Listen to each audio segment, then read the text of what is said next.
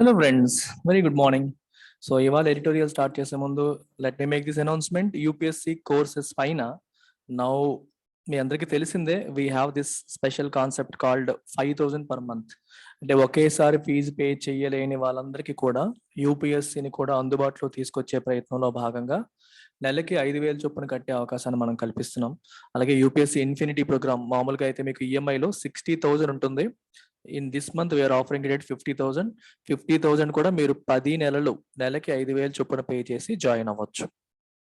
31st August తర్వాత 60 అయిపోతుంది. EMI offer continue అవుతుంది, కానీ 12 ఇంటూ 5,000 అంటే 2 ఇన్స్టాల్మెంట్స్ మీకు ఫ్రీ అవుతున్నాయి. ఇప్పుడు 10 ఇంటూ 5,000 కట్టి మీరు జాయిన్ అవ్వచ్చు. అలాగే యూపీఎస్సీ ఆప్షనల్స్ కావాలనుకున్నా మామూలుగా 30,000 ఫీజు మీకు 25కి వస్తుంది. సో 5 ఇంటూ 5,000 మంత్కి 5,000 చొప్పున మీరు కట్టి జాయిన్ అవ్వచ్చు. ఎన్సీఆర్టీ ఫౌండేషన్ కోర్స్ మీకు ఆల్రెడీ చెప్పాను, ఆగస్ట్ 15th తర్వాత ఫీజు పెరుగుతుందని, కానీ పెంచలేదు. 15,000 అవ్వాల్సిన ఫీజు ఇంకా 10,000 దగ్గరే నడుస్తుంది. సో 31st ఆగస్ట్ వరకు ఎన్సీఆర్టీ ఫౌండేషన్ కోర్స్ కూడా మీకు 10,000 రూపాయలకి అందుబాటులో ఉంది. So who ever is interested can purchase now. Definite గా పెరగడం అయితే ఖాయం. ఎప్పుడనేది నేను వాయిదాలు వేస్తూ ఉన్నాను ప్రస్తుతానికి. సో ఈ 3 కోర్సెస్ చూసుకోండి. యూపీఎస్సీ ఇన్ఫినిటీ తీసుకునే వాళ్ళకి ఎన్సీఆర్టీ ఫౌండేషన్ కోర్స్ అనేది ఫ్రీగా వస్తుంది. NCERT foundation course comes free for everybody who has taken UPSC infinity course. So let's look at today's editorial. And మీరు కాల్ చేయాల్సిన నెంబర్ ఇక్కడ కనిపిస్తుంది, Pratyusha madam. This is the phone number, make a note of this number. So చాలా మంచి editorial ఇవాళ. Between word and intent. Word అంటే మాట లేకపోతే పదం, రాస్తే పదం, మాట్లాడితే మాట. ఇంటెంట్ అంటే ఉద్దేశం. ఉద్దేశానికి పదానికి మధ్యలో గ్యాప్ వచ్చేసింది. అంటే పార్లమెంట్ లో చేసే చట్టాల యొక్క వర్డింగ్ అనేది సరిగ్గా లేకపోవడం వల్ల ప్రభుత్వం యొక్క ఇంటెంట్ ఏంటి, ఉద్దేశం ఏంటి అని తెలియట్లేదు అని Supreme Court chief justice NV Ramana garu అన్నారు. తెలియకపోవడం వల్ల మేము ఏదన్నా కేసు విషయంలో, ఏదన్నా చట్టం విషయంలో మేము ఇంటర్ప్రిట్ చేసేటప్పుడు అందులో ఉన్న వర్డింగ్ అనేది క్లియర్ గా లేకపోతే మాకు ప్రభుత్వం యొక్క ఇంటెంట్ తెలియక ఇంటర్ప్రిటేషన్ మాకు ఇబ్బంది అవుతుంది అని చెప్పి అంటున్నారు అనమాట. So let us look at it. ఆయన ఇంకా ఏమన్నారు, దాని యొక్క కంప్లీట్ డీటెయిల్స్ అనేవి ఈ ఎడిటోరియల్ లో కనిపిస్తాయి. Chief justice remarks on legislative debates flag need for clarity in law making. Legislative debate అంటే అర్థం ఏంటి? ఏదన్నా ఒక చట్టం చేసేటప్పుడు ఆ చట్టం పైన, ఆ లెజిస్లేషన్ మీద చర్చ జరగాలి. చర్చ జరిగినప్పుడు ఏమవుతుందంటే అపోజిషన్ పార్టీ కొన్ని ఇష్యూస్ ని రేజ్ చేస్తారు, రూలింగ్ పార్టీకి చెందిన మినిస్టర్స్, ఎగ్జిక్యూటివ్ ప్రభుత్వంలో ఉన్న వాళ్ళందరూ దానికి సమాధానం ఇస్తారు. అంటే ఎవరికైనా ఏవైనా అనుమానాలు ఉన్నా సరే ప్రొడక్టివ్ గా డిబేట్స్ జరిగినప్పుడు, చర్చలు జరిగినప్పుడు అనుమానాలు పటాపంచలు అవుతాయి. అందుకే డిబేట్స్ అనేవి ఇంపార్టెంట్. అవి జరిగినప్పుడు మనకి క్లారిటీ వస్తుంది. చట్టం యొక్క ఉద్దేశం ఏంటి, ప్రభుత్వం యొక్క ఆలోచన ఏంటి అనే విషయంలో క్లారిటీ వస్తుంది. ఆ క్లారిటీ లేకపోతే కోర్టులకు కూడా డిఫికల్ట్. ఏదైనా ఒక చట్టం పైన ఎవరైనా కేసు వేస్తే, ఆ చట్టానికి సంబంధించి కేసు వేస్తే చట్టాన్ని ఇంటర్ప్రిట్ చేసేటప్పుడు ఏ పర్పస్ తో వచ్చారు, గవర్నమెంట్ యొక్క ఉద్దేశం ఏంటి అనేది క్రిస్టల్ క్లియర్ గా దాంట్లో మెన్షన్ చేయలేదు అనుకోండి, అప్పుడు కోర్టు ఏం చేస్తుంది, డిబేట్స్ చూస్తుంది. పార్లమెంట్ డిబేట్ లో మినిస్టర్ ఏమన్నారు, లేకపోతే దీనిపైన డిఫరెంట్ కమిటీస్ ఏమన్నాయి, ఈ ఆస్పెక్ట్స్ ని చూస్తుంది. అవి లేవు, వర్డింగ్ సరిగ్గా లేదు అన్నప్పుడు ఇంటర్ప్రిటేషన్ కష్టం అవుతుంది అనేది ఇక్కడ ఉద్దేశం. ఫ్లాగ్ అంటే మీనింగ్ ఏంటి ఇక్కడ? What is the meaning of flag? Flag అంటే mark something as important, mark something for attention, mark something for attention అంటే ఈ ఆస్పెక్ట్ పైన ఆయన అండర్లైన్ చేశారు, ఇది ఇంపార్టెంట్ అని చెప్పారు అని అర్థం అనమాట. ఏది need for clarity. Law making లో క్లారిటీ ఉండాల్సిన అవసరం అనేది ఇంపార్టెంట్ అని చెప్పి దాన్ని Supreme Court chief justice NV Ramana garu అన్నారు. సో డీటెయిల్స్ అన్ని మనం ఎడిటోరియల్ మొత్తం చదివితే ఎందుకు ఇది అనేది మీకు అర్థం అవుతుంది. ద డిస్క్వైట్. క్వైట్ అంటే అర్థం ఏంటి? ప్రశాంతత, నిశ్శబ్దం. డిస్క్వైట్ అంటే ల్యాక్ ఆఫ్ పీస్, అంటే ఒక చిన్న ఇబ్బందికరమైన సిచ్యువేషన్, ఒక చిన్న ట్రబుల్సమ్ సిచ్యువేషన్, డిస్టర్బెన్స్ అని చెప్పి అనుకోవచ్చు. ఎందుకు? Over the absence of adequate debate or discussion in parliament is quite wide spread. చాలా ఇంపార్టెంట్ సెంటెన్స్ అమ్మా ఇది, బాగా అటెన్షన్ పే చేసి వినండి. దీని కథ ఏంటో ఒకసారి చూద్దాం.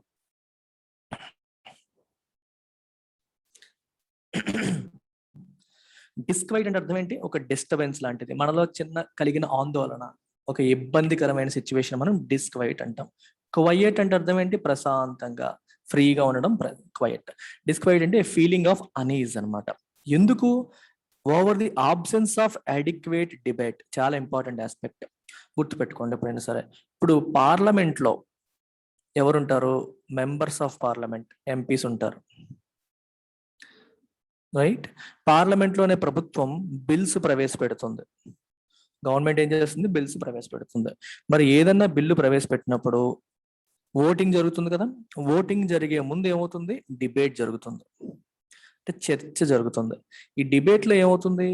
ఈ బిల్లులో ప్రవేశపెట్టిన అంశాల్లో పాజిటివ్స్ ఏంటి, నెగిటివ్స్ ఏంటి అన్ని కూడా బయటకు వస్తాయి.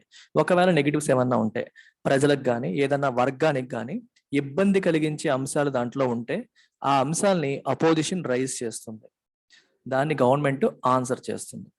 అర్థమైందా? డిబేట్ వల్ల మనకి ఏంటి ఉపయోగం? ఏవన్నా ఇష్యూస్ ఉంటే ప్రజలకు తెలుస్తాయి, ఆ ఇష్యూల పైన ప్రభుత్వం యొక్క ఉద్దేశం ఏంటి, రెస్పాన్స్ ఏంటి కూడా ప్రజలకు తెలుస్తుంది. అయితే రీసెంట్ గా జరుగుతున్న పార్లమెంట్ సమావేశాల్లో ఎలా జరుగుతున్నాయి? డిబేట్స్ అనేవి జరగట్లా. సరిపడనంత డిబేట్ జరగకుండా గందరగోళం, రక్కస్ జరుగుతుంది. అంత నాయిజీ డిస్టర్బెన్స్ జరిగి కొట్టుకొని ఇసురుకొని అలా చెత్త చెత్త చేసేసి చివరికి టైం అయిపోతుందని చెప్పి బలవంతంగా ఫాస్ట్ గా బిల్స్ పాస్ చేస్తున్నారు. అంటే డిబేట్స్ అనేవే లేకుండా బిల్స్ పాస్ చేయడం వల్ల ఆ చట్టాల పర్పస్ ఏంటి, చట్టంలో ఏముంది అనేది ఎవరికి తెలియకుండా పోతుంది. అంటే చట్టంలో అన్ని రాసి ఉంటుంది, కానీ ప్రతి వాళ్ళు చదివి అర్థం చేసుకోలేరు కదా. చాలా మంది పార్లమెంట్ సమావేశాలు చూసి అవి విని అర్థం చేసుకుంటారు. సో అలాంటి వాళ్ళకి విషయం తెలియకుండా అయిపోతుంది. సో ఇది లేకపోవడం అనేది ఆందోళన కలిగించే అంశం. ఆ ఆందోళనే డిస్క్వైట్, ఈజ్ అనమాట. Lack of is, uneasiness. ఒక రకంగా చెప్పాలంటే uneasiness, a feeling of uneasiness. And ఆ అనీజినెస్ అనేది వైడ్ స్ప్రెడ్, మొత్తం అందరి చోట్ల ఉంది, అంటే ఒక చోట కాదు, అందరూ దానివల్ల బాధపడుతున్నారు. It is wide spread. Concerned citizens, concerned అంటే ఈ విషయంలో ఆందోళన చెందుతున్న citizens. And sections of opposition, అంటే దీనికి సంబంధించిన కన్సర్న్ అంటే 2 రకాలు. దిస్ కన్సర్న్స్ దెమ్, ఇది వాళ్ళకి సంబంధించింది అని అర్థం. ఇంకో మీనింగ్ దేర్ ఫీలింగ్ కన్సర్న్డ్, ఆందోళన పడుతున్నారు, ఏదో అయిపోతుందనే భయంలో ఉన్నారు అనే మీనింగ్ కూడా వస్తుంది ఇక్కడ. ఇక్కడ మీరు యాడ్జెక్టివ్ గా తీసుకోవచ్చు. కన్సర్న్డ్ అనేది సిటిజన్స్ ముందు వచ్చింది కదా, you can take it as an adjective which means worried, troubled, anxious అని తీసుకోవచ్చు. Anxious citizens and sections of opposition. Bemoan, bemoan అంటే express your displeasure, express your pain, బాధని వ్యక్తపరచడం. ఏ విషయంలో? The evident haste. ఎవిడెంట్ అంటే easily seen, obvious, clearly seen. Haste అంటే speed, with which laws are pushed through. చట్టాలని ఎంత fast గా, అంటే డిబేట్స్, చర్చలు, డిస్కషన్స్, క్వశ్చన్స్, ఆన్సర్స్ ఇవి లేకుండా ఫాస్ట్ గా వాటిని ఎలాగైనా పాస్ చేయించాలి అని చేసే ప్రయత్నాలు చూసి ఈ సిటిజన్స్ మరియు సెక్షన్స్ ఆఫ్ అపోజిషన్ ఏమంటున్నారు? బాధ వ్యక్తపరుస్తున్నారు. They are bemoaning, they are expressing anguish, they are expressing pain అని అర్థం. ఇది సిటిజన్స్ మరియు అపోజిషన్ పార్టీస్ కొన్న బాధ. ఏంటది? ఏ చట్టం మీద కూడా పూర్తి స్థాయిలో డిబేట్ జరగట్లేదు, డిబేట్ జరగకుండా ఫాస్ట్ గా పుష్ చేస్తున్నారు, విత్ ఎవిడెంట్ హేస్ట్, స్పీడ్ గా పాస్ చేస్తున్నారు అనేది వాళ్ళ బాధ. ప్రిసైడింగ్ ఆఫీసర్స్ అంటే ఎవరు? Speaker, Rajya Sabha chairman, Lok Sabha speaker. వీళ్ళ ప్రాబ్లం ఏంటి? Fret over. ఫ్రెట్ ఓవర్ అంటే అంతే, again feel anxious about. Fret over అంటే అర్థం ఏంటి? Feel anxious about, feel concerned about. ఏంటి? ద లో ప్రొడక్టివిటీ లేదు, ఉన్న టైం అంతా గొడవలకి అరుపులకి అయిపోతుంది, బిల్స్ మీద డిబేట్ జరగట్లేదు, ఎక్కువ బిల్స్ పాస్ అవ్వట్లేదు అని ప్రిసైడింగ్ ఆఫీసర్స్ ఏమో కన్సర్న్ వ్యక్తపరుస్తున్నారు. Due to time lost amid unruly protests. Amid అంటే in the middle of, right? Unruly protests. Unruly అంటే ఇన్డిసిప్లిన్డ్, డిసిప్లిన్ లేకుండా, పద్ధతి లేకుండా. ప్రొటెస్ట్ అంటే నిరసనలు. పద్ధతి లేకుండా నిరసనలు వ్యక్తపరుస్తున్న ఈ క్రమంలో చాలా టైం పోతుంది. ఇప్పుడు అపోజిషన్ పార్టీ వాళ్ళందరూ వచ్చి స్పీకర్ దగ్గరికి వచ్చి గోల చేశారు అనుకోండి, గొడవ పెట్టారు అనుకోండి, నెక్స్ట్ క్వశ్చన్ అవరో, 0 అవరో ఏదో ఒకటి జరగాలి, అది జరగకుండా ఆగిపోతుంది. అర్థమైందా? దీనివల్ల ప్రొడక్టివ్ టైం అంతా కూడా కోల్పోవడం అనేది జరుగుతుంది. దీని విషయంలో కూడా ప్రిసైడింగ్ ఆఫీసర్స్ వాళ్ళ యొక్క బాధని వ్యక్తపరుస్తున్నారు. They are fretting over it, they are expressing their anguish over it, right? ఇది మూడోది, even government representatives may worry that their legislative agenda is not being carried out in time.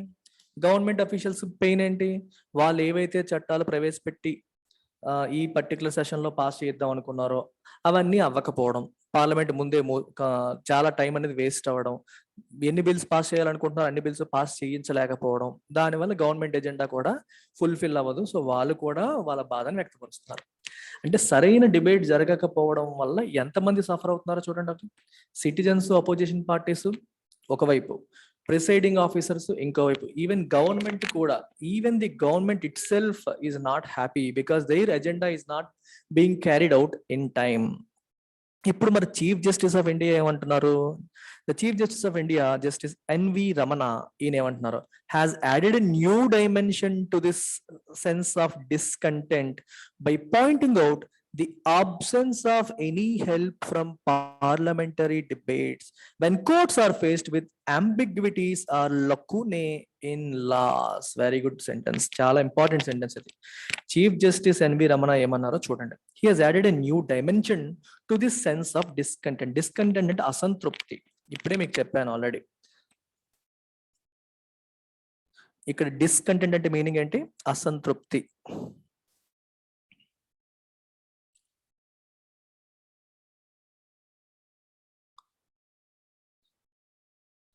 ఎవరెవరు అసంతృప్తి వ్యక్తపరుస్తున్నారు చెప్పండి? ఒకవైపు గవర్నమెంట్కి ఎందుకు అసంతృప్తి? అనుకున్న బిల్స్ అవ్వట్లేదని. ఇంకోవైపు ప్రిసైడింగ్ ఆఫీసర్స్ అంటే speaker, chairman, Rajya Sabha chairman, speaker, ఎందుకు ప్రొడక్టివిటీ పోతుంది, అన్రూలీ అంటే ఇన్డిసిప్లిన్డ్ గా వీళ్ళు ప్రొటెస్టులు, నిరసనలు చేస్తున్నారని చెప్పి.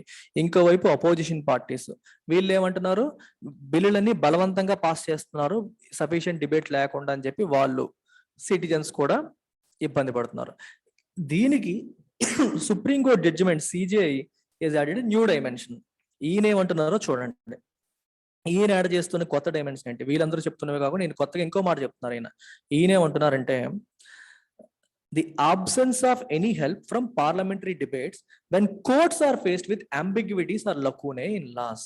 అంటే ఏవైనా చట్టాలు ఇంటర్ప్రెట్ చేయాల్సి వచ్చినప్పుడు, మీరు గుర్తుపెట్టుకోవాలి, మీ అందరికి తెలిసిందే, మనకి తెలిసి గవర్నమెంట్ లో ఉన్న 3 ఆర్గన్స్ ఏంటంటే లెజిస్లేచర్, ఎగ్జిక్యూటివ్, జ్యుడిషియరీ. లెజిస్లేచర్ పని ఏంటి? టు మేక్ లాస్, చట్టాలు తయారు చేయడం. Executive to implement laws, legislature చేసిన చట్టాలను ఇంప్లిమెంట్ చేయడం. Judiciary interpret and protect laws, ఈ చట్టాన్ని ఇంటర్ప్రెట్ చేయడం. ఏదైనా డిస్ప్యూట్ వచ్చినప్పుడు, అంబిగ్విటీ వచ్చినప్పుడు చట్టాన్ని ఇంటర్ప్రెట్ చేసే అధికారం ఎవరికి ఉంది? జ్యుడిషియరీకి ఉంది. వాటిని కాపాడాల్సిన అధికారం కూడా జ్యుడిషియరీకి ఉంది. ఈ హైయెస్ట్ లా ఏది? మనకి కాన్స్టిట్యూషన్. అందుకే కాన్స్టిట్యూషన్ యొక్క అల్టిమేట్ ప్రొటెక్టర్ ఎవరు అంటే సుప్రీంకోర్టు అని చెప్తాం. సో జ్యుడిషియరీ ఎప్పుడు కూడా తన ముందుకు ఏ కేసు వచ్చినా సరే, ఏ విషయం వచ్చినా సరే, దీనికి సంబంధించిన చట్టం ఏంటి అని చూస్తుంది. సో ఆ చట్టాన్ని అంటే లెజిస్లేషన్ అంటాం, లేదా స్టాట్యూట్. స్టాట్యూట్ అంటే STATUTE. స్టాట్యూట్ అంటే ఒక బేసిక్ లా, ఒక సాధారణ చట్టాన్ని చూస్తుంది. చట్టాన్ని చూసినప్పుడు క్లారిటీ లేదనుకోండి, ఇఫ్ దెర్ ఈస్ అంబిగ్విటీ అంటే ల్యాక్ ఆఫ్ క్లారిటీ, లేదా లకూనే అంటే గ్యాప్, అంటే విషయాలు పూర్తిగా చట్టంలో రాయకుండా, if there is some gap, crystal clear గా అన్ని మెన్షన్ చేయకుండా కొన్ని విషయాలు వదిలేశారు అనుకోండి, దాన్ని ఏమంటాం మనం? గ్యాప్ అంటాం. ఇఫ్ దెర్ ఈస్ గ్యాప్, ఒకవేళ గ్యాప్ ఉంటే, లకూనే ఉంటే, గ్యాప్ ఉంటే ఏమవుతుంది? వీళ్ళకి సుప్రీంకోర్టు ఏం చేయాలి? అప్పుడు చట్టంలో డీటెయిల్ గా రాయలేదు, there are gaps, there is ambiguity, వాళ్ళు ఏం చేయాలి? అప్పుడు సుప్రీంకోర్టు ఏం చేస్తుంది అంటే పార్లమెంటరీ డిబేట్స్ చూస్తుంది. అంటే ఈ చట్టం మీద పార్లమెంట్ లో బిల్లు ప్రవేశపెట్టినప్పుడు డిబేట్ ఏం జరిగింది, అందులో ప్రభుత్వం ఏం చెప్పింది, కొన్ని పాయింట్స్ ఇందులో రాసి ఉండకపోవచ్చు, సో డిబేట్ లో వచ్చి ఉంటాయి కదా, అవి మేము చూస్తాం. అన్ఫార్చునేట్లీ ఈ డిబేట్సే జరగట్లేదు కాబట్టి మాకు ఒకవేళ డౌట్స్ వచ్చినా సరే రెఫర్ చేయడానికి కూడా మాకు ఎటువంటి హెల్ప్ లేదు. అదే రాశారు ఇక్కడ, absence of any help from parliamentary డిబేట్సే జరగకపోతే ఇంక హెల్ప్ ఎక్కడి నుంచి వస్తుంది? అది ఏం చెప్తున్న మాట. I hope you have understood. అందుకే కొంచెం బేసిక్స్ కూడా చెప్పి మళ్ళీ చెప్తున్నాను. His description of a sorry state of affairs. Sorry అంటే బాధాకరమైన, బాధ కలిగించే, స్టేట్ ఆఫ్ అఫైర్స్ పరిస్థితులు, ఎలా ఉన్నాయి సిచ్యువేషన్ ఇప్పుడు ఎలా ఉంది? Sorry state. సారీ అంటే బాధాకరమైన, అంత బాగా లేని, ఇబ్బందికరమైన. సారీ అనేది ఇక్కడ నౌన్ కాదండి. సారీ అనేది ఇక్కడ ఏంటి? అడ్జెక్టివ్. అడ్జెక్టివ్ అని అర్థం అన్నమాట. పరిస్థితులు బాలేవు అని అర్థం. Would resonate as crucial pieces of legislation are indeed passed without sufficient debate and often with nothing more than a minister's brief reply or a mere assurance in response to a concern raised by some members. ఎందుకు ఈయన అన్నారు sorry state of affairs అనే పదం? ఎందుకు అన్నారు? ఎందుకంటే crucial pieces of legislation. రిజొనేట్ అంటే మీకు ఈ వ్యవహారాల్లో ఆయన మాట అనేది మీకు ప్రతిబింబిస్తుంది, రెజొనేట్ అవుతుంది, ప్రతిధ్వనిస్తుంది. తెలుగులో ఏమంటాం మనం? ప్రతిధ్వనిస్తుంది అంటాం కదా. అంటే ఈయన చెప్పిన మాట అక్కడ చూసిన వ్యవహారం చూస్తే ఈయన మాట అక్కడ మీకు ప్రతిధ్వనిస్తుంది అని అర్థం. అంటే ఆ వ్యవహారం ఏంటి చూడండి. Crucial piece of legislation are indeed passed without sufficient debate. Important legislations sufficient debate లేకుండా, చర్చలు లేకుండా పాస్ చేస్తున్నారు. And often with nothing more than a minister's brief reply. Minister ఇచ్చే బ్రీఫ్ రిప్లై తప్పితే ఇంకా ఏమీ ఉండట్లేదు. Or a mere assurance in response to any concern raised by some members. ఏదో వాళ్ళు కన్సర్న్ రైజ్ చేస్తే ఒక చిన్న వితౌట్ సఫిషియెంట్ డిబేట్ ఉండట్లేదు. And often with nothing more than A ministers brief reply. ఒక చిన్న రిప్లై ఇవ్వడం తప్పితే, బ్రీఫ్ రిప్లై తప్పితే ఇంకా ఏమీ ఉండట్లేదు. ఒక చిన్న అష్యూరెన్స్ మేము చూసుకుంటాము, గవర్నమెంట్ ఉద్దేశం అది కాదని ఒక మాట చెప్పడం తప్పితే డీటెయిల్డ్ డిస్కషన్ అనేది జరగట్లా. The CJI's concern was possibly occasioned. Occasion అంటే సందర్భం. అకేషన్ అంటే సందర్భం, అది నౌన్ గా. ఇక్కడ అకేషన్ అనేది వెర్బ్ గా వాడారు. Was possibly occasion. ఆ సందర్భం ఎందుకు వచ్చింది? The serious concern was possibly occasion ఎందువల్లంటే by some specific law such as the tribunals reforms bill recently passed with a few clauses struck down by the supreme court. Recent గా tribunals reforms bill అనేది pass చేశారు. Tribunal అంటే అర్థం ఏంటి? మీకు అందరికీ తెలిసే ఉంటుంది. Tribunal is nothing but a special or quasi judicial association organization. Quasi judicial అంటే సెమీ అన్నమాట. జుడిషియరీ కొన్న పవర్స్ కొన్ని ఉంటాయి దానికి. ట్రైబ్యునల్. సో ట్రైబ్యునల్ అనేది ఒక స్పెసిఫిక్ టైప్ ఆఫ్ కేసెస్ ని హ్యాండిల్ చేస్తుంది. మీకు best example NGT, national green tribunal. It takes care of all the issues related to pollution, climate change, environment. వీటికి సంబంధించిన కేసులన్నిటిని ఎన్జిటి చూస్తుంది. అంటే మనం హైకోర్టుకి వెళ్ళక్కర్లా, డైరెక్ట్ గా ఎన్జిటికి వెళ్ళొచ్చు. దీనివల్ల హైకోర్టులు, సుప్రీంకోర్టుల మీద ఏమవుతుంది, మనకి లోడ్ తగ్గు. ట్రైబ్యునల్ అనేది కాన్స్టిట్యూషన్ లో ఒరిజినల్ గా లేదు. 42nd కాన్స్టిట్యూషనల్ అమెండ్మెంట్ యాక్ట్ ద్వారా ట్రైబ్యునల్ అనే కాన్సెప్ట్ ని తీసుకొచ్చారు కాన్స్టిట్యూషన్ లోకి. స్వరణ్ సింగ్ కమిటీ రికమెండేషన్స్ తో దీన్ని తీసుకురావడం అనేది జరిగింది. సో ట్రైబ్యునల్స్ వల్ల కోర్టుల మీద ఉన్న లోడ్ తగ్గుతుంది. ఫర్ ఎగ్జాంపుల్ ఎన్సిఎల్టీ అన్నాను అనుకోండి, నేషనల్ కంపెనీ లా ట్రైబ్యునల్. అంటే కంపెనీలకి, బ్యాంకులకి వివాదాలు వచ్చినా, కంపెనీకి వివాదాలు వచ్చినా వీళ్ళు ఎన్సిఎల్టీని అప్రోచ్ అవ్వచ్చు. డైరెక్ట్ గా సుప్రీంకోర్టుకి, హైకోర్టుకి వెళ్ళక్కర్లేదు. దీనివల్ల తొందరగా తీర్పులు వస్తాయి, టైం సేవ్ అవుతుంది. ఈ ట్రైబ్యునల్స్ లో జుడిషియరీ మెంబర్స్ తో పాటు ఈ సబ్జెక్ట్ మ్యాటర్ ఎక్స్పర్ట్స్ కూడా ఉంటారు. అనమాట. సో జుడిషియరీకి చెందిన వాళ్ళు ఉంటారు, సబ్జెక్ట్ మ్యాటర్ ఎక్స్పర్ట్స్ ఉంటారు. ఉండడం వల్ల కొంచెం better understanding of the situation వస్తుంది అనేది ట్రైబ్యునల్ యొక్క కాన్సెప్ట్. అయితే ఈ ట్రైబ్యునల్స్ బాగా ఎక్కువైపోయాయి, ఏవి సరిగ్గా ఫంక్షన్ అవ్వట్లేదు, చాలా చోట్ల ఖాళీగా ఉంటున్నాయి అని చెప్పేసి ట్రైబ్యునల్స్ రిఫార్మ్స్ బిల్ అని చెప్పి పెట్టి ఒక 8 ట్రైబ్యునల్స్ ని గవర్నమెంట్ మూసేసింది, క్లోజ్ చేసేసింది. క్లోజ్ చేస్తూ ఇంకా కొన్ని పాయింట్స్ పెట్టింది. ట్రైబ్యునల్లో ఎవరైనా మెంబర్ ఉంటే 4 years వాళ్ళకి టైం పీరియడ్, అంటే వాళ్ళు మెంబర్షిప్ పీరియడ్ 4 years అని పెట్టింది. కానీ సుప్రీంకోర్టు ప్రీవియస్ జడ్జిమెంట్స్ లో ఏం చెప్పిందంటే any judicial member should have minimum 5 years time period ఇవ్వాలి. అతని మెంబర్ గా మీరు తీసుకుంటే మినిమం 5 years ఇవ్వాలని ఇంతకుముందు సుప్రీంకోర్టు డిఫరెంట్ జడ్జిమెంట్స్ లో చెప్పింది. కానీ అయినప్పటికీ బిల్లులో 4 years తో అవకాశం ఇచ్చేశారు. సో సుప్రీంకోర్టు గవర్నమెంట్ ని క్వశ్చన్ చేసింది. నేను జడ్జిమెంట్స్ లో ఎన్నిసార్లు 5 years మినిమం పెట్టాలని చెప్పినా సరే మీరు 4 years పెట్టడానికి గల కారణం ఏంటి అని చెప్పి సుప్రీంకోర్టు క్వశ్చన్ చేసింది. అంటే మీరు చూడండి, ఇప్పుడు ఏంటంటే ఈ బిల్లు నిజంగానే పార్లమెంట్ లో బాగా డిస్కషన్ జరిగింది అనుకోండి, జరుగుంటే ఎవరో ఒకరు పాయింట్అవుట్ చేసేవాళ్ళు. సుప్రీంకోర్టు ఏమో 5 years మినిమం ఉండాలి మెంబర్కి అని చెప్పారు, మీరు 4 years పెట్టారని డిస్కషన్ జరిగేది, అక్కడే ఆన్సర్ వచ్చేది ప్రభుత్వం నుంచి. అన్ఫార్చునేట్లీ సరిగ్గా డిస్కషన్ జరగకుండా ఇవి పాస్ అయిపోవడం వల్ల మళ్ళీ ఎవరో దాన్ని సుప్రీంకోర్టు దృష్టికి తేవడం, సుప్రీంకోర్టు మళ్ళీ అడగడం, ప్రభుత్వం దానికి సమాధానం చెప్పడం, all these things are coming. అందువల్లే ప్రాబబ్లీ అందువల్లనేమో సుప్రీంకోర్టు ఈ రోజు ఈ మాట అనాల్సి వచ్చింది. సుప్రీంకోర్టు ప్రీవియస్ జడ్జిమెంట్స్ ని దృష్టిలో పెట్టుకోవాలి కదా బిల్ చేసినప్పుడు అనేది ఆయన ఉద్దేశం. అందుకని ఆయన ఇప్పుడు ఆందోళన వ్యక్తపరిచి ఈ మాట అన్నారనమాట. However the import of his observation, import అంటే ఇక్కడ అర్థం దిగుమతి కాదు, ఎక్స్పోర్ట్ టు ఎగుమతి, ఇంపోర్ట్ అంటే దిగుమతి, అది మనకు తెలిసిన ఒక మీనింగ్. ఇక్కడ ఇంకో మీనింగ్ ఉంది. ఇంపోర్ట్ అంటే ద ఇంట్రిన్సిక్ మీనింగ్, అంటే ద ఒరిజినల్ ఇంటెన్షన్, ద లోపలి మీనింగ్ ఆఫ్ హిస్ అబ్జర్వేషన్. ఆయన అబ్జర్వేషన్ యొక్క అసలు మీనింగ్ ఏంటి అంటే, అసలు మీనింగ్ ఎక్కడ ఈ మాట అన్నారు, at a celebration to mark 75th independence day, సుప్రీంకోర్టులో జరిగిన 75వ స్వతంత్ర దినోత్సవ వేడుకల్లో భాగంగా ఆయన మాట్లాడారు, ఈ అబ్జర్వేషన్ చేశారు.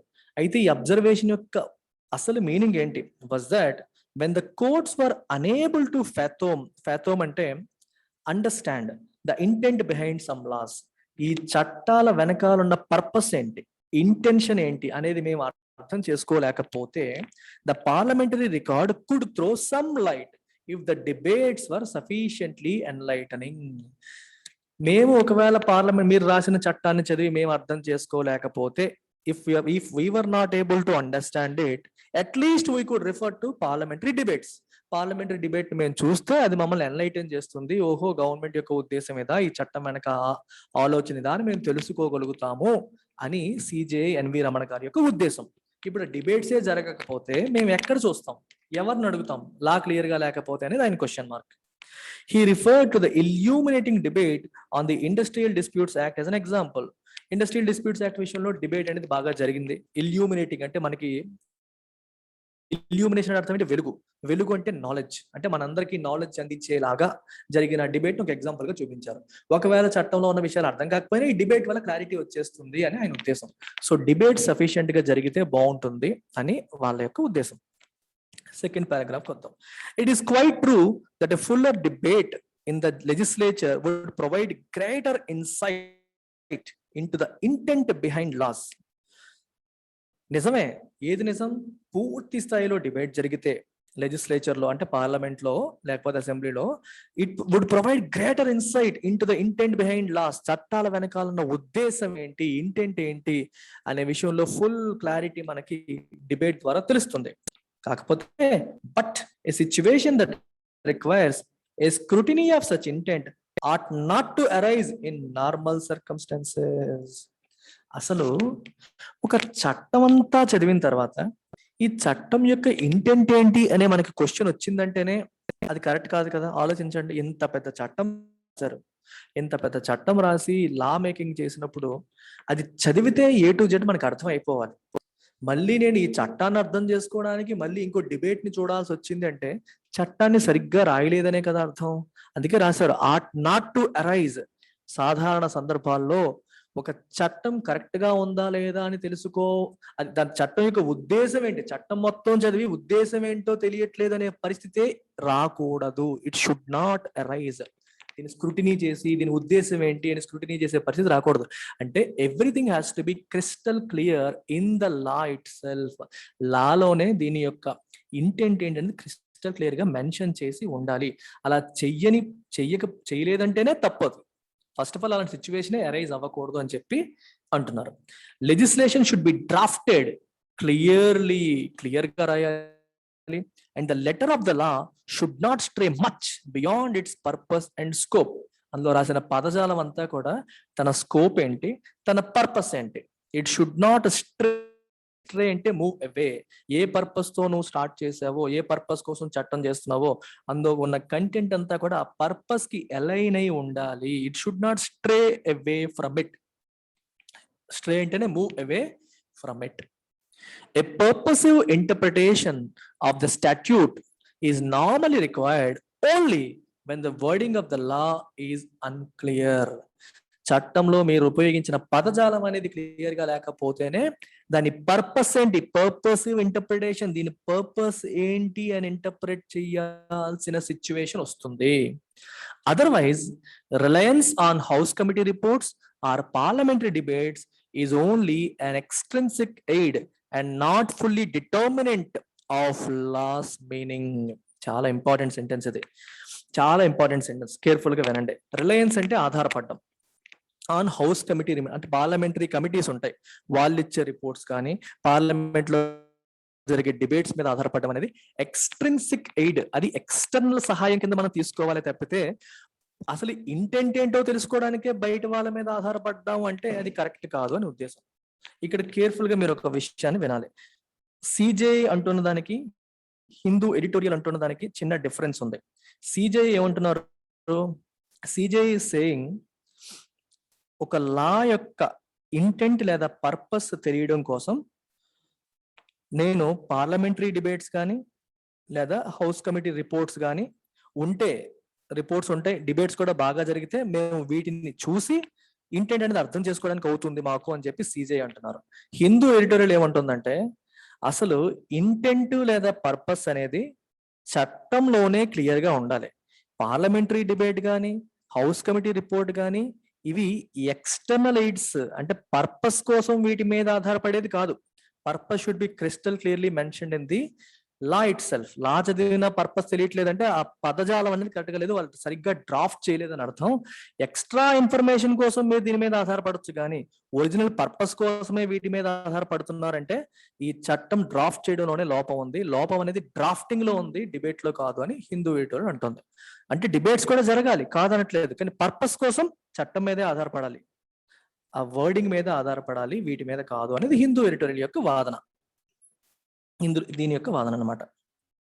In a recent example, the Supreme Court ruled that the 102nd Amendment to the Constitution boosted the power of state governments to identify backward classes, even though it was vehemently argued by the government that it was not the Parliament's intention. Careful గా వినాలి, 102వ amendment. So careful గా వినండి, మీకు దీని యొక్క విషయం అనేది అర్థమవుతుంది. 102nd Constitutional Amendment Act.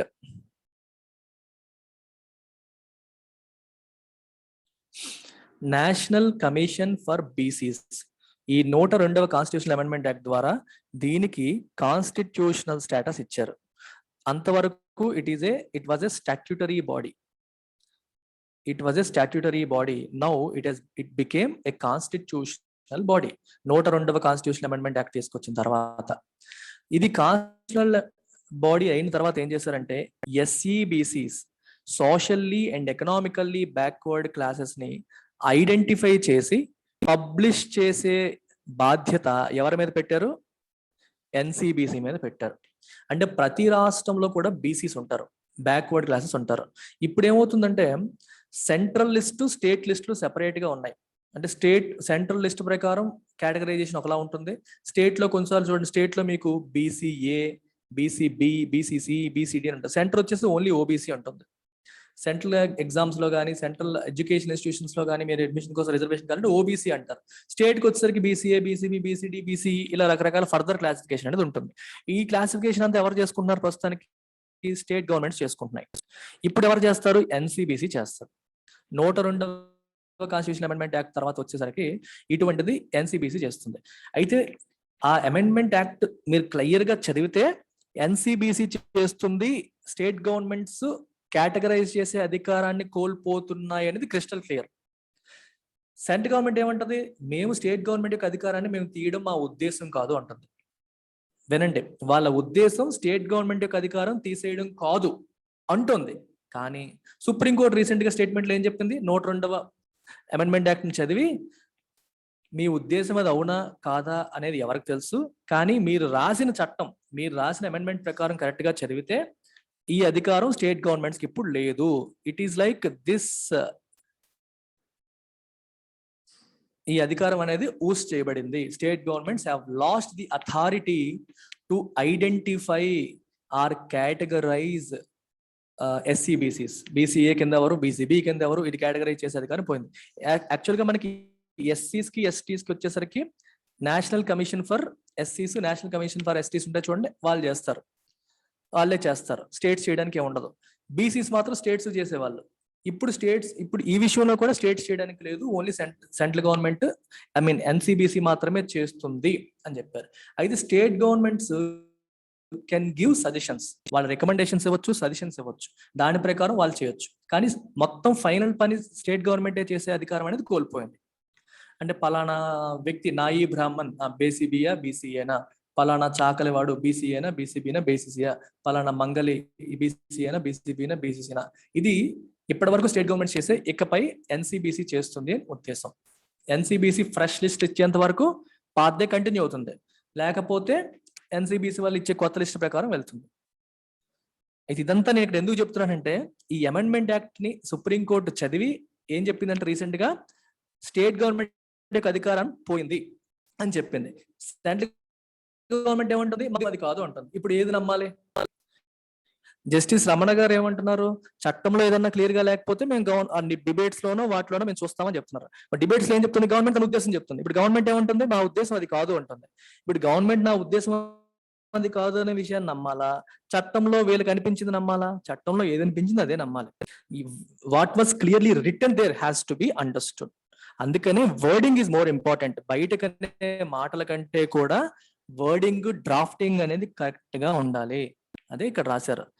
మళ్ళీ చూస్తాను చూడండి. Supreme court rule that 102nd amendment to the constitution ousted the power of state governments to identify backward classes identify చేసే పవర్ అనేది ఈ అమెండ్మెంట్ తీసేసిందని చెప్పి సుప్రీం కోర్ట్ అంటోంది ఆ అమెండ్మెంట్ యాక్ట్ ప్రకారం. ఈవెన్ దో ఇట్ వాస్ వెహమెంట్లీ అంటే strongly argued by the government that it was not parliament యొక్క intention అది కాదు అని వాళ్ళు అంటున్నప్పటికీ ఆ అమెండ్మెంట్ యాక్ట్ మాత్రం అలాగే ఉంది అని చెప్పారు. So it highlights the need to have the wording of the law fully reflect the legislative intent. Legislature యొక్క ఇంటెంట్, ఉద్దేశాన్ని రిఫ్లెక్ట్ చేసేలాగా మీ పదజాలం అనేది ఉండాలి, వర్డింగ్ అనేది ఉండాలి. So problem is not with intent debate, but the problem is more with wording. Debates కూడా ఉండాలి కాదనట్లేదు, కానీ ఫస్ట్ ఆఫ్ ద లా అనేది క్రిస్టల్ క్లియర్ గా ఉండాలి. అది లేకపోవడం వల్ల లెజిస్లేటివ్ ఇంటెంట్, లెజిస్లేచర్ యొక్క ఉద్దేశం అనేది ఆ చట్టంలో రిఫ్లెక్ట్ అవ్వట్లేదు. రిఫ్లెక్ట్ అయ్యేలాగా చెయ్యాలి, లేకపోతే ఈ అమెండ్మెంట్ యాక్ట్ లో వచ్చిన ఇష్యూసే వస్తాయి. More than the quality of debate కంటే కూడా it is the scope for detailed discussion that imparts clarity and a much needed proximity to the original intent and purpose to any statute. ఎంత చక్కగా debate అయింది అనేది కాకుండా detailed discussion జరగడం అనేది important. Detailed discussion అంటే ఏ చట్టం పైన పూర్తి స్థాయిలో డిస్కషన్ జరిగితే, బాగా జరిగిందా బాగా జరగలేదనేది ఒక ఆస్పెక్ట్, అండ్ డీటెయిల్డ్ గా జరిగిందా జరగలేదనేది ఇంకో ఆస్పెక్ట్. క్వాలిటీ కంటే కూడా డీటెయిల్డ్ డిస్కషన్ జరిగితేనే అప్పుడు క్లారిటీ వస్తుంది అండ్ ఒరిజినల్ ఇంటెంట్ కి దగ్గరగా వెళ్తాం. ప్రాక్సిమిటీ అంటే క్లోజ్నెస్, ఒరిజినల్ ఇంటెంట్ కి పర్పస్ కి దగ్గరగా వెళ్ళే అవకాశం ఉంటుంది. ఫర్ దిస్ ఇది జరగాలంటే వైటల్ అంటే important pieces of legislation are scrutinized by standing committees ద్వారా important piece of legislation scrutinize చేయాలి. స్టాండింగ్ కమిటీస్ అంటే అర్థం ఏంటి? పార్లమెంట్ లో మనకి 2 types ఆఫ్ కమిటీస్ ఉంటాయి, standing committees, ad hoc committees. Standing committees వచ్చి రెగ్యులర్, అది పర్మనెంట్ కమిటీస్. అడ్ హాక్ అనేవి టెంపరీగా ఏర్పాటు చేసి క్లోజ్ చేసేవి. అంటే ఏదైనా ఇంపార్టెంట్ పీసెస్ ఆఫ్ లెజిస్లేషన్ మీద కొంచెం డీటెయిల్డ్ స్క్రూటినీ జరగాలి అంటే అవి స్టాండింగ్ కమిటీకి రిఫర్ చేస్తారు. సో స్టాండింగ్ కమిటీలో పార్లమెంట్ లో ఉన్న ఎంపీసే మెంబర్స్ గా ఉంటారు. అయితే వీళ్ళు పార్లమెంటు సమావేశాలు జరిగినప్పుడే కాదు, జరగనప్పుడు కూడా సమావేశం అవుతూ ఉంటారు. దాంట్లో ఉన్న అంశాలన్నింటినీ స్టడీ చేస్తారు, లైన్ బై లైన్ స్టడీ చేస్తారు. స్టడీ చేసి వాళ్ళు రిపోర్ట్ ఇస్తారు. ఇదండి మీరు ఇచ్చిన బిల్లు, ఈ బిల్లు డ్రాఫ్ట్ అంతా మేము చదివాము, దీస్ ఆర్ అవర్ అబ్జర్వేషన్స్ అని చెప్పి స్టాండింగ్ కమిటీ రిప్లై ఇస్తుంది అనమాట. సో అందువల్ల ఏమవుతుందంటే డీటెయిల్డ్ డిస్కషన్ జరిగినట్టు ఉంటుంది, డీటెయిల్డ్ స్క్రూటినీ జరిగినట్టు ఉంటుంది. వాళ్ళ రిపోర్ట్ కూడా ఏమైనా తప్పులు ఏమైనా ఉంటే అవి హైలైట్ అయిపోతాయి. అందుకనే ఇంపార్టెంట్ పీసెస్ ఆఫ్ లెజిస్లేషన్ ని వీళ్ళ ద్వారా స్క్రూటినైజ్ చేయించాలి, which will have the advantage of not only eliciting replies. ఇప్పుడు స్టాండింగ్ కమిటీకి ఏదైనా డౌట్స్ వచ్చాయనుకోండి బిల్లు మీద, వాళ్ళు ఏమంటారు, బిల్లు డ్రాఫ్ట్ చేసిన మినిస్ట్రీకి క్వశ్చన్ వేస్తారు. మీరు ఇలా పలానా స్టేట్మెంట్ రాశారు, దీని మీనింగ్ ఏంటి, దీని ఉద్దేశం ఏంటి. ఎలిసిట్ అంటే బ్రింగ్ అంటే get. If you're eliciting reply అంటే వాళ్ళ వైపు నుంచి ఆ రిప్లై నువ్వు తీసుకోగలుగుతున్నావు, you're able to get it from them. Get అనే మీనింగ్ రప్పించడం అంటాం తెలుగులో. ఎలిసిట్ అంటే రప్పించడం, నోట్ నుంచి సమాధానాన్ని రప్పించాం. I was able to get reply from him అంటాం, రప్పించడం అనమాట. సో వీళ్ళకి ఏమైనా డౌట్ ఉందనుకోండి, చక్కగా ఎగ్జిక్యూటివ్ అంటే గవర్నమెంట్ లో ఉన్న వాళ్ళని అడుగుతారు. But also inputs from wider civil societies కూడా అడుగుతారు. గవర్నమెంట్నే కాదు, సివిల్ సొసైటీస్ కూడా చెప్పి మీ ఒపీనియన్ చెప్పండి అనొచ్చు. సార్ సివిల్ సొసైటీస్ అంటే ఏంటి? సివిల్ సొసైటీ అంటే ఏం లేదండి, టూ ఆర్ మోర్ పీపుల్ ఒక గ్రూప్ గా ఫామ్ అయ్యి వాళ్ళ యొక్క ఇంట్రెస్ట్ల కోసం ఫైట్ చేస్తే అది ఒక సివిల్ సొసైటీ. సింపుల్ గా చెప్పాలంటే ఒక కాస్ట్ బేస్డ్ ఆర్గనైజేషన్, ఒక రిలీజియన్ బేస్డ్ ఆర్గనైజేషన్, ఒక ఫార్మర్ యూనియన్, ఒక ట్రేడ్ యూనియన్, ఒక ఇండస్ట్రియల్ యూనియన్, ఒక టీచర్స్ ఫెడరేషన్, ఏదన్నా తీసుకోండి. Any of these federations, unions which have more than 2 people as members is a civil society. NGOs, మనకి NGO, non governmental organisations, petha అని చెప్పి మనం వింటాం, రకరకాల స్వచ్ఛంద సంస్థలు, అన్ని సివిల్ సొసైటీసే. ఫర్ ఎగ్జాంపుల్ ఎన్విరాన్మెంట్ కి సంబంధించి ఒక చట్టాన్ని తీసుకొస్తున్నారు అనుకోండి, దాని మీద స్టాండింగ్ కమిటీ స్క్రూటినైజ్ చేస్తుంది ఒక పక్క, ప్లస్ ఎన్విరాన్మెంట్ ఎన్జిఓస్ ఉంటాయి, స్వచ్ఛంద సంస్థలు కొన్ని ఉంటాయి, గవర్నమెంట్ నాన్ గవర్నమెంట్ ఆర్గనైజేషన్స్ ఉంటాయి, వాళ్ళకు కూడా ఈ డ్రాఫ్ట్ ని పంపించి మీ ఒపీనియన్ చెప్పండి అన్నాం అనుకోండి, వాళ్ళు ఆ పర్టికులర్ రంగం మీదే పోరాటం చేస్తూ ఉంటారు. ఎన్జిఓస్ యొక్క పని ఏంటి, సివిల్ సొసైటీస్ యొక్క పని ఏంటి? They fight for a cause. Profit orientation ఉండదు, వాళ్ళ కాజ్ కోసం, ఒక కామన్ కాజ్ కోసం వాళ్ళు ఫైట్ చేస్తారు.